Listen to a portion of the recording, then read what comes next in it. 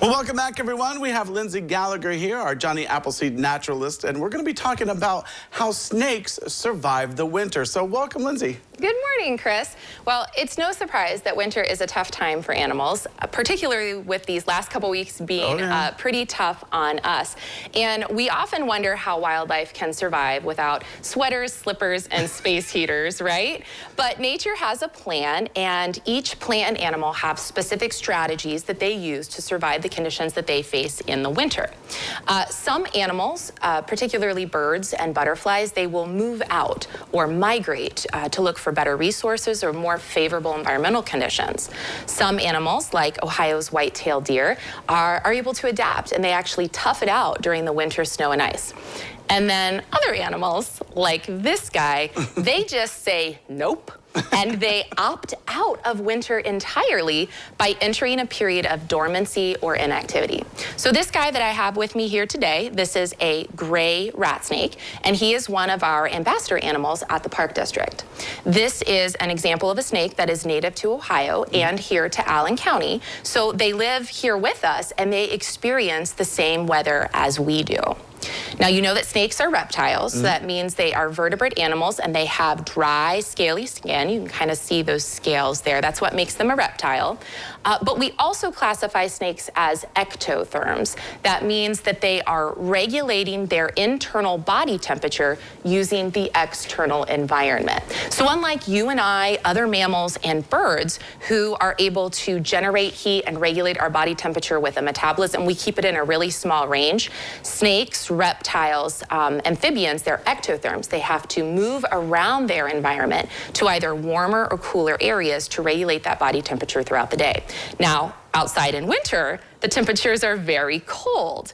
And if we were to leave this guy outside, he would turn into a snakesicle for sure, right? So the water inside his body, it's gonna freeze, it would expand, it's very jagged, it would destroy all of his tissues. So we don't see snakes outside in the winter.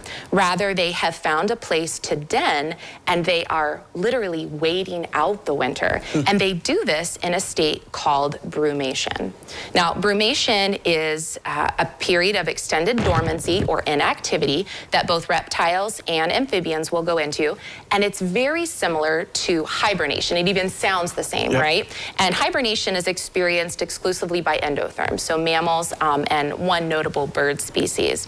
But during brumation, he will register a very low body temperature. He will have a reduced metabolic rate, and he will take very few breaths and have a very slow heartbeat.